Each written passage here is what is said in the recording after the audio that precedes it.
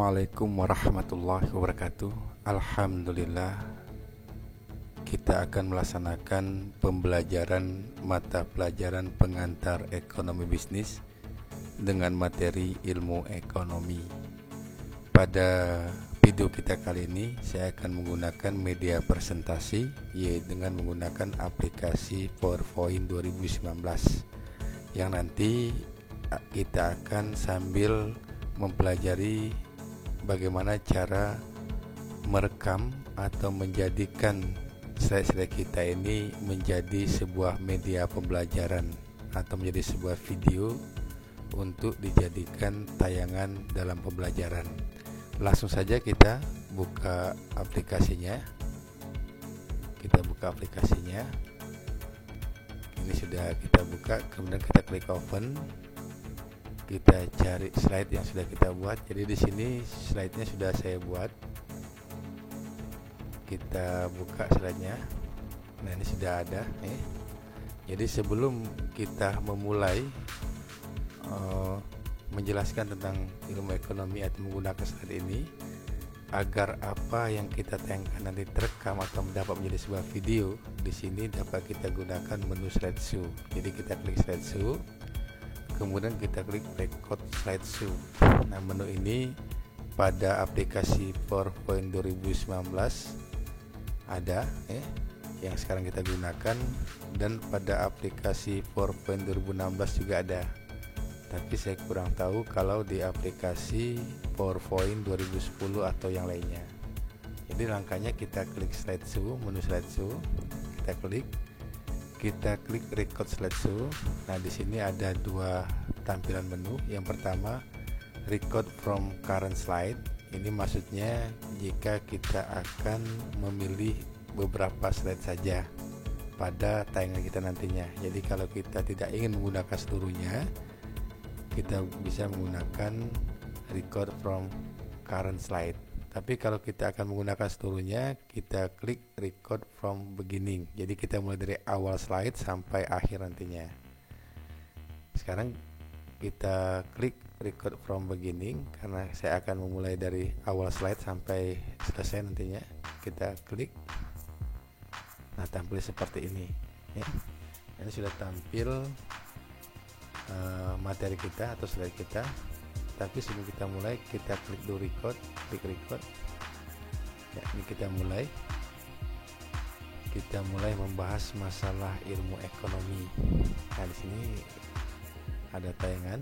Ilmu ekonomi itu adalah ilmu yang mempelajari mengenai aktivitas manusia dalam memenuhi kebutuhannya terkait dengan masalah produksi, distribusi, dan konsumsi terhadap barang dan jasa.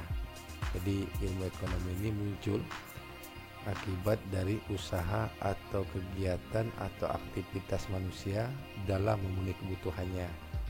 Karena dalam memenuhi kebutuhannya ini, manusia ini dihadapkan oleh sumber atau alat pemuas kebutuhan yang terbatas. Jadi untuk memperoleh kebutuhannya, manusia harus melakukan beberapa usaha atau banyak usaha sehingga mereka dapat memenuhi kebutuhannya. Berikutnya, untuk menuju ke slide berikutnya, kita klik nih anak panah ke kanan ini, kita klik. Berikutnya saya akan menjelaskan masalah sektor ekonomi. Sektor ekonomi yang pertama yaitu sektor primer. Sektor primer ini yaitu sektor ekonomi tradisional yang memanfaatkan langsung dari alam dan langsung bisa memenuhi kebutuhan manusia. Atau dalam pengertian lain, sektor primer ini yaitu sektor industri ekstraksi sumber daya alam yang langsung diambil dari atau berasal dari tanah. Sektor primer ini sebenarnya menekankan proses produksi pada kegiatan menanam atau mengambil bahan dari tanah. Contoh misalnya pada bidang pertambangan, itu misalnya mengambil batu bara yang langsung didaur atau diperoleh dari tanah. Kemudian pertanian, sektor pertanian misalnya menanam padi yang langsung arahnya pada objeknya yaitu tanah. Kemudian perikanan yaitu misalnya budidaya ikan. Nah, ini contoh daripada sektor ekonomi ya, yaitu pada sektor primernya. Berikutnya sektor sekunder. Sektor sekunder yaitu sektor ekonomi yang memperoleh suplai bahan mentah dari sektor primer. Jadi sumber olahan dari sektor sekunder ini sumbernya dari sektor primer. Jadi ada dua kegiatan sebenarnya di sektor sekunder ini. Yang pertama, mengambil bahan mentah atau bahan baku dari industri primer. Kemudian yang kedua, mengolahnya menjadi barang yang siap konsumsi atau yang siap dikonsumsi. Ini kegiatan yang ada di sektor sekunder, atau dengan kata lain sektor sekunder ini sektor kegiatan manufaktur.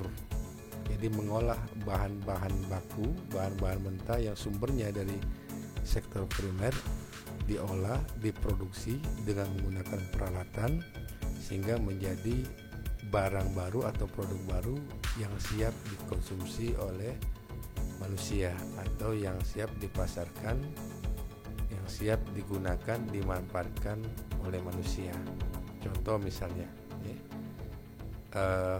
dari pertambangan minyak bumi misalnya, oleh sektor sekunder ini diolah menjadi minyak bumi murni misalnya, atau menjadi bensin, menjadi pertamax, menjadi minyak bumi lainnya.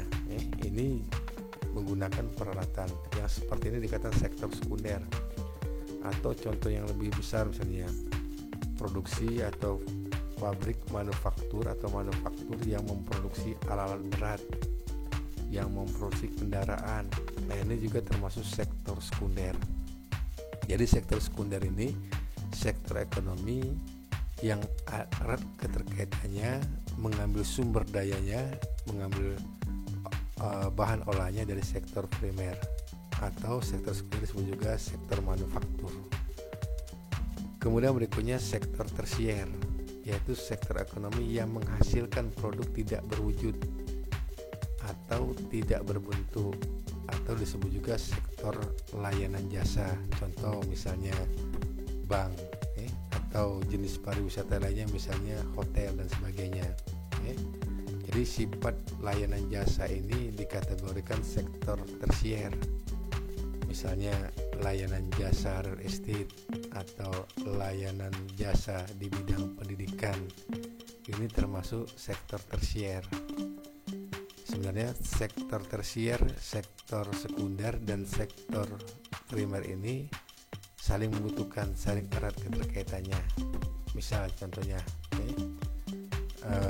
suatu restoran, dia ada layanan jasanya untuk agar dia dapat melaksanakan operasionalnya, tentu dia menggunakan peralatan-peralatan yang sumbernya dari sektor sekunder. Ini gambarannya. Atau misalnya jasa penyimpanan uang, bank misalnya, tentu ada mesin-mesin yang digunakan, yang mesin-mesin itu sumbernya dari sektor sekunder atau sektor manufaktur. Jadi ketiga jenis sektor ini saling keterkaitan. Kemudian yang keempat, sektor kuartener, yaitu sektor ekonomi yang fokus pada kegiatan-kegiatan intelektual. Contoh meliputi kebudayaan, riset ilmiah, kepustakaan, dan lain-lain. Berikutnya sektor kuliner. Sektor kuliner ini sektor ekonomi yang bertindak sebagai pengambil keputusan utama dan berdampak langsung pada masyarakat. Contohnya pihak pemerintah.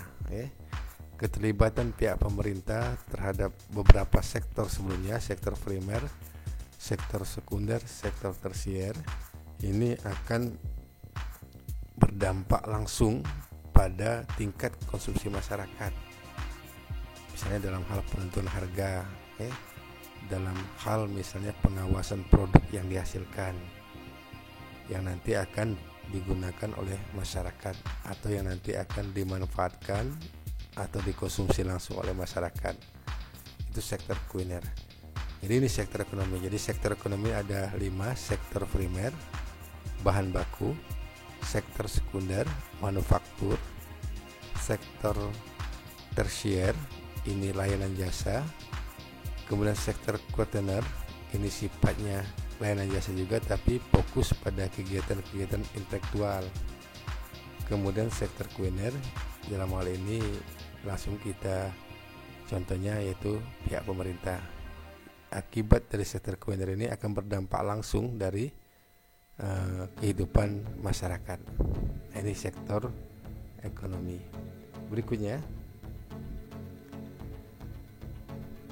Berikutnya yaitu hukum ekonomi. Hukum ekonomi yaitu hubungan antara peristiwa yang satu dengan peristiwa yang lainnya dalam aktivitas ekonomi, baik yang saling mempengaruhi maupun sebab akibatnya. Itu yang disebut ekonomi. Jadi hubungan antara suatu peristiwa ekonomi dengan peristiwa yang lainnya yang terjadi dalam aktivitas ekonomi yang saling mempengaruhi atau sebab akibatnya. Nah, hukum ekonomi ini bersifat relatif atau tidak mutlak. Penyebabnya diantaranya, artinya di sini hukum ekonomi itu tidak akan berlaku atau tidak mutlak atau tidak akan berlaku apabila pendapatan masyarakat mengalami perubahan, selera manusia mengalami perubahan, budaya manusia berubah, perubahan jumlah penduduk. Nah, ini yang mengakibatkan terjadinya tidak berlakunya hukum ekonomi. Kemudian hukum ekonomi itu bersifat ceteris paribus, yaitu hukum ekonomi akan terjadi bila keadaan yang lain tetap atau tidak mengalami perubahan. Jadi hukum ekonomi itu dapat berlaku apabila keadaan yang lain tetap atau tidak mengalami perubahan. Jadi istilah ceteris paribus ini sebenarnya ini dari bahasa Latin, yaitu dapat diartikan hal-hal yang lainnya tetap sama. Itu maksud daripada ceteris paribus, yaitu hal-hal yang lain tetap sama. Jadi unsur perubahan tidak terjadi atau tidak mengalami perubahan. Contoh misalnya, jika harga daging sapi meningkat, misalnya harga daging sapi naik, ini menyebabkan kuantitas atau jumlah daging sapi yang diminta pembeli akan berkurang. Jadi secara hukum ekonomi, jika harga naik, otomatis permintaan akan berkurang. Ini secara hukum ekonomi. Atau jika harga turun, permintaan akan bertambah. Nah, ini yang dimaksud dengan ceteris paribus. Artinya kondisi seperti ini bisa terjadi kalau keadaan lain tidak berubah atau kondisi tetap. Tapi ketika ada perubahan misalnya di menjelang hari raya. Menjelang hari raya itu kondisi barang harga itu biasanya naik, kondisi barang itu. Tapi permintaan justru bertambah atau permintaan kuantitasnya mengalami kenaikan. Nah, pada kondisi tersebut tidak berlaku hukum ekonomi karena ada perubahan selera masyarakat. Jadi ada beberapa sebab tadi yang menyebabkan hukum ekonomi itu tidak berlaku. Jadi harga daging sapi naik misalnya, kemudian kuantitas atau permintaan sapi itu menurun akibat dari harga sapi naik. Ini bisa terjadi kalau kondisinya tetap.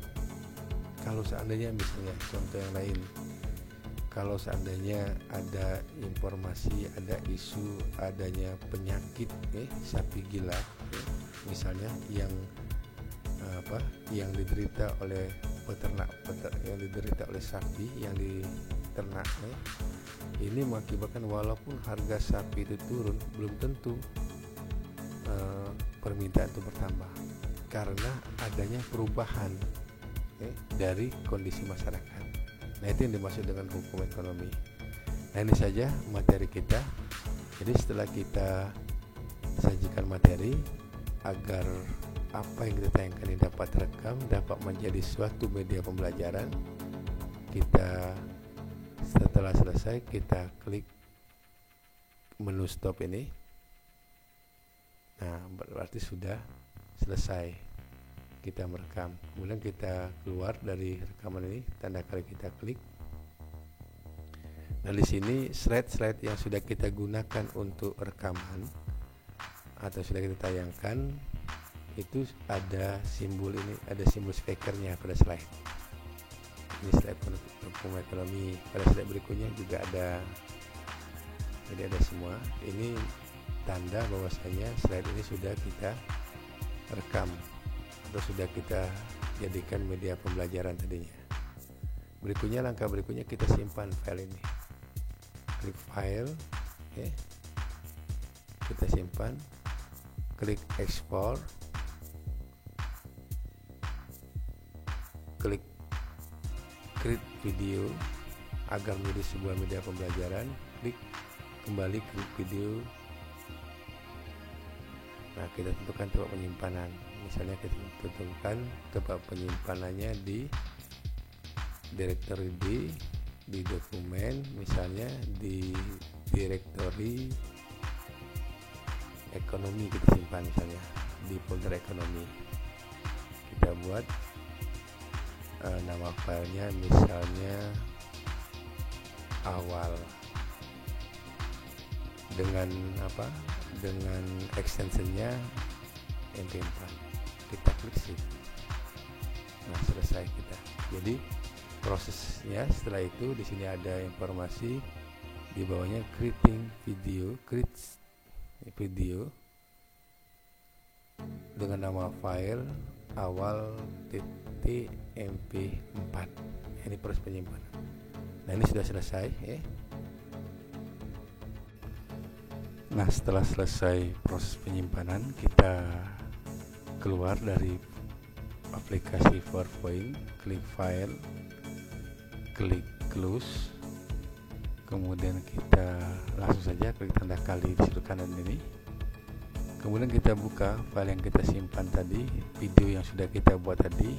Kita buka Windows Explorer, kemudian kita klik directory D, dokumen, kita cari folder ekonomi. Ini sudah ada. Nah, dalam folder ekonomi sudah ada filenya. Ini file yang sudah kita buat atau hasil rekaman kita dengan nama file awal mp4. Nah, coba kita lihat hasil rekamannya. Kita buka, double klik langsung saja. Nah, sudah ada Salah ilmu ekonomi. Nah, di sini ada tayangan. Ilmu ekonomi itu adalah ilmu yang mempelajari mengenai aktivitas manusia. Demikianlah yang dapat kita tayangkan pada video kali ini. Alhamdulillah. Assalamualaikum warahmatullahi wabarakatuh.